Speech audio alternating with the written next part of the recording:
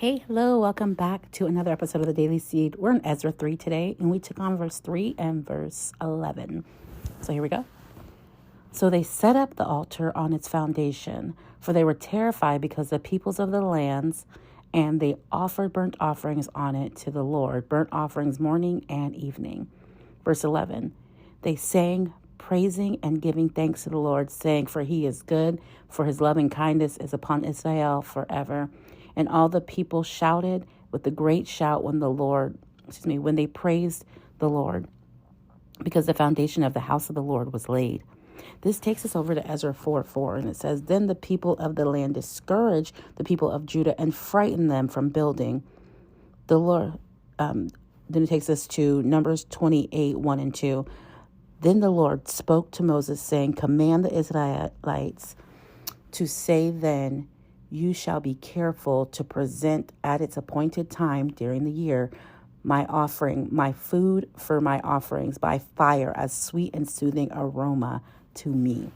Then it takes us to 2 Chronicles 7:3, where it says, when all the people of Israel show how the fire came down and saw the glory and brilliance of the Lord upon the house, they bowed down on the stone pavement with their faces to the ground, and they worshipped and praised the Lord, saying, for he is good, and for his mercy and loving kindness endure forever. That takes us over to Nehemiah 24, and it says, the heads of the Levites were Hashabiah, Sarabiah, and Jeshua, the son of Kadmiel, and their brothers opposite of them, to give praise and give thanks as commanded by David, the man of God, one division singing in response to the men on the opposite division. So they were singing back and forth. It was a choir. And then we get to Nehemiah 12:40, and it says, then the two choirs stood in the house of God. So did I, and half of the officials with me. Then it takes us to 1 Chronicles 16:34. It says, oh, give thanks to the Lord, for he is good, for his loving kindness endures forever. Then 2 Chronicles 5:13, it tells us in unison that when the trumpeters and the singers were to make themselves heard with one voice, praising and thanking the Lord, and when they raised their voices, accompanied by the trumpets and the cymbals and other instruments of music, and when they praised the Lord, saying, for he is good, for his mercy and loving kindness endure forever, then the house of the Lord was filled with a cloud.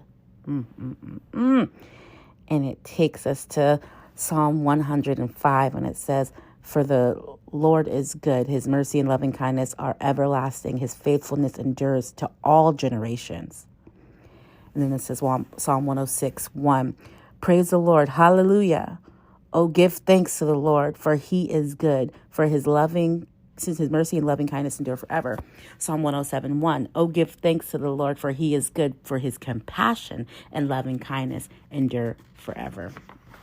Are we sensing a theme yet here? And then it takes us to Psalm 118:1, oh, give thanks to the Lord, for he is good, for his loving kindness endures forever. Then 131:1 says, the Lord, my heart is not proud, nor my eyes haughty, nor do I involve myself with great matters or things too difficult for me. Then it takes us over to Jeremiah 33:11, and it says, the sound of the voice of joy, the voice of gladness, the voice of the bridegroom, the voice of the bride, the song filled the voice of those who say, give praise and thanks to the Lord of hosts, for the Lord is good, for his steadfast loving kindness, mercy endures forever.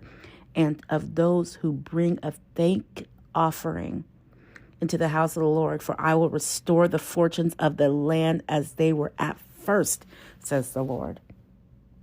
The glory. Do you see the glory yet? Do you feel the glory of the Lord? Because that's what I see here. And this is something I prayed for last year. I just asked God, show me the glory. I want to understand the glory. Teach me about the glory. I need to hear it. And then I've been watching some pastors and they're talking glory, glory, glory. And I'm like, yes, the glory.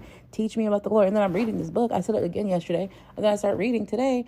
And boom, the glory, the glory, the glory. So when does this glory show up? When praise shows up.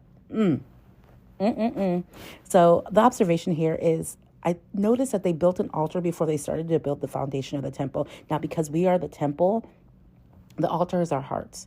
Now, we read in Hosea that God isn't interested in the sacrifices of animals anymore because he was just over it, because people are just sacrificing thinking they can make up for their sin. That's not what this was.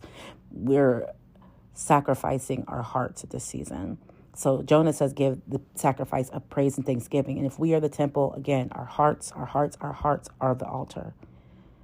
So Proverbs 4:23 tells us, to guard your heart, for the flow of life comes through it. And then Matthew 15:18 says, the words you speak come from your heart. And that's where you know where if you're defiled or not. The way you speak, that shows where your heart really is. So we all say, God knows my heart. And then if you look, I want to say Jeremiah, it says like, your heart's wickedly deceitful. So we gotta guard our hearts, because that's where our life is going. So the altar of our hearts, we're building it to the Lord this season. That's what we're doing. That's the sacrifice of praise comes from our mouth, comes from our heart. The fruit of our lips, we read in Hosea 14. So our affirmation is, I am a living sacrifice. That comes from Romans 12. My heart belongs to God. I'm an altar to the Lord, an altar of prayer, an altar of praise, an altar of thanksgiving. Our prayer is, Father, let your glory, let your presence, let your spirit show. Let it flow through us. Let it be seen in the way that we speak to each other. Let it be seen in the way that we walk into a room. Let it be seen. Let your glory go with us everywhere we go, oh Father. Everywhere we step, be holy ground. Let us be in your presence no matter where we go. Let us dwell in your presence, oh Father. If we step out of it, Father God, pull us back. Pull us back into your presence, oh Father.